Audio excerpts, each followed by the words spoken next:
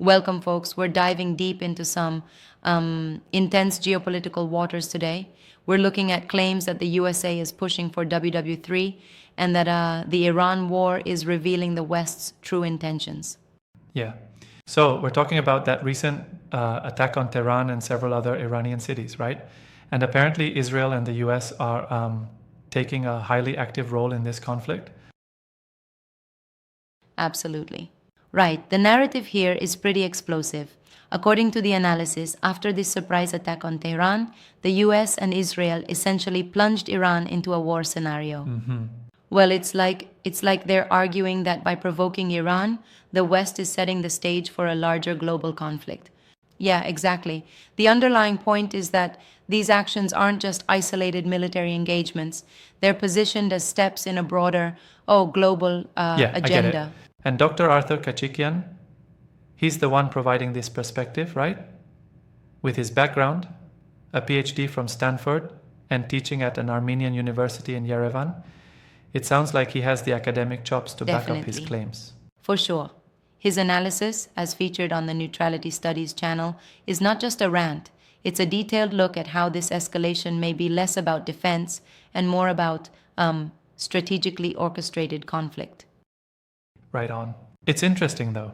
I mean, on one hand, you have a credible academic perspective discussing these events, while on the other hand, the narrative is pretty dramatic, suggesting that the West's intention is, like, to ignite a global conflict. What do you think about that jump?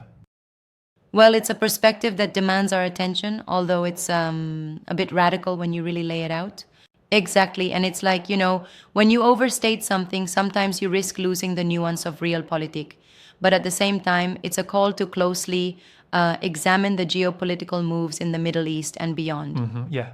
I mean, the idea that the US is maneuvering these moves to, trigger a possible WW3 is a heavy claim. Do we have evidence that ties it directly to the West's overall strategy? The evidence, as presented, is more circumstantial, hinting at deeper intentions behind the coordinated attack and the subsequent military interventions. Right, I see. Exactly. It's like imagine a chess game where each move is calculated. The narrative goes that the attack on Tehran was a calculated surprise, using force to force Iran into a conflict zone that serves the West's larger global agenda. Yeah, it's like every move is part of a bigger plan, right? That does raise a critical point. Is it really just about combating perceived threats? Or is there a more methodical drive for global power rebalancing? That's the million-dollar question here. The argument presented is that it's not simply defensive, but rather a premeditated strategy to reshape geopolitical alignments. And then there's the element of surprise. This surprise attack itself. It's described as sneaky, which paints a picture of a covert operation rather than a conventional military move. Yeah, absolutely. It makes you wonder if this is a case of provocation, where the West is deliberately pushing Iran over the edge to justify further interventions. Precisely.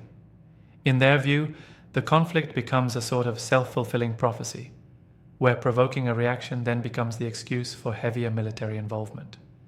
Right? That sounds familiar in historical contexts.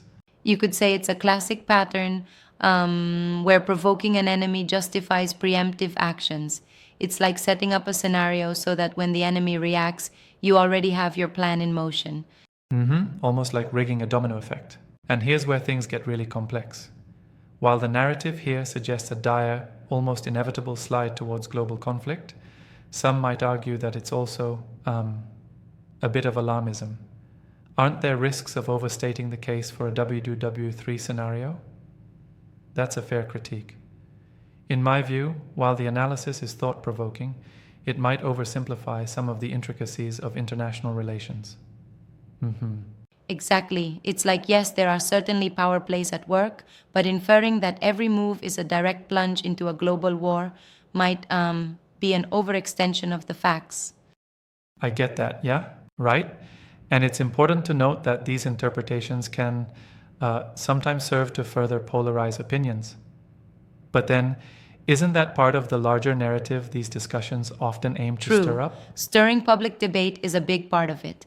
and these topics rarely come without a dose of controversy. And speaking of stirring debate, the role of alternative media like the Neutrality Studies channel is really interesting here. They often present viewpoints that diverge significantly from mainstream narratives. Yeah, it's like getting a peek behind the curtain of conventional media. Exactly, and when you have someone like Dr. Khachikian who combines his academic background with this broader analysis, it adds complexity to the discussion. It forces us to question the underlying motivations behind such high stakes conflicts.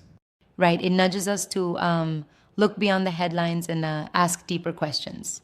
You know, one of the compelling aspects here is how the narrative frames the West's intentions. It's not just about keeping power or responding to threats, but about a transformation in global dynamics where conflict serves as a tool for, say, geopolitical recalibration. Very intriguing. But I have to ask, could this be partly influenced by a kind of political rhetoric that seeks to mobilize public sentiment against Western policies? I mean, some might argue it's a bit too one-sided. That's a solid point. The rhetoric might indeed exaggerate or simplify complex strategic decisions into a narrative that's easier to rally around. Yeah, exactly. And that brings up another aspect, the impact on international perception. When discussions like this become mainstream, they have the potential to reshape how people view not only the current conflict, but international alliances as a whole. Right, it can really shift public sentiment. There's also a question of accountability. When powerful nations engage in such aggressive moves, who gets held responsible in the eyes of the public? Is it just the leaders, or does it underline a larger systemic issue? Exactly, it's both. On one hand, there's the immediate response to the crisis, and on the other, there's a more insidious, institutional use of conflict as a tool for maintaining global dominance. And let's consider the ripple effects. If these events escalate, what does that mean for regional stability in, say, the Middle East?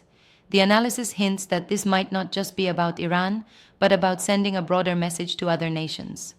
It's like setting a precedent. Yeah, and it could also trigger unanticipated alliances or conflicts elsewhere.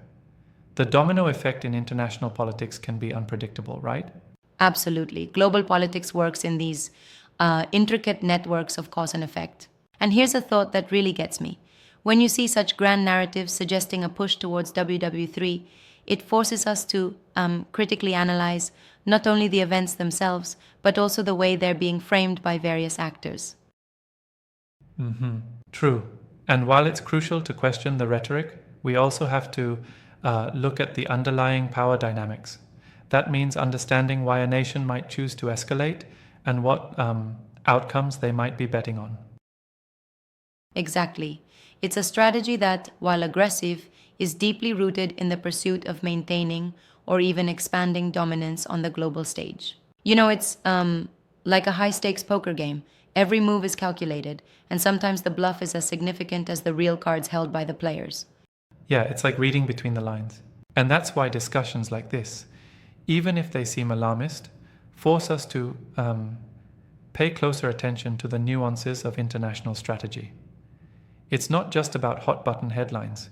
It's about understanding the deep-seated motivations of power brokers. Definitely. In summary, this analysis, as conveyed by Dr. Khachikian, provides a provocative lens through which we can view the current crisis. It challenges us to ask difficult questions about who really benefits from the escalation and whether such moves are ultimately self-defeating. Yeah, I agree. It opens the floor to a broader conversation about accountability and the role of military interventions in shaping global order. Yet I'm still a bit cautious about accepting the full narrative without some counterbalance from alternative perspectives. I appreciate that skepticism. It's crucial for a balanced discussion. Exactly. And that's what makes this topic so compelling. It's a rich stew of historical precedent, strategic calculus, and, well, provocative rhetoric that challenges the mainstream story. Right, it definitely does. So, while the claims are certainly dramatic, they force us to reflect on the broader implications of such international maneuvers. Is this merely an isolated conflict or a symptom of something much larger at play? That's the big question indeed. And as we wrap up today, it's important to keep probing these issues, verifying the claims, and staying informed about the multiple narratives circulating in global politics. Absolutely, staying critical is key. It's been an intense discussion, and I feel like we barely scratched the surface of this complex geopolitical puzzle. Right, and it just goes to show how one event can ripple across the entire global stage. So, folks, keep questioning, keep analyzing, and remember that understanding these events often requires looking beyond the noise to the deeper underlying Well strategies. said. Thanks for the conversation today. It's definitely given me a lot to ponder about. Same here, it's always enlightening to explore these topics from multiple angles. Until next time, stay curious and keep engaging with these critical debates. Yeah, absolutely. Take care, everyone.